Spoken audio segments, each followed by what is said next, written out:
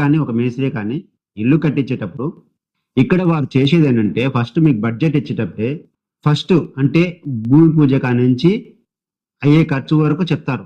ఆ ఖర్చుతో కంప్లీట్ అయిపోతుందా అని మీరు ఖచ్చితంగా అడిగితే లేదండి, కొంచెం ఎక్కువైనా కావచ్చు, తక్కువైనా కావచ్చు, పర్ఫెక్ట్గా చెప్పలేము, పనిని బట్టి వర్క్ నడుస్తుంది అని చెప్తారు.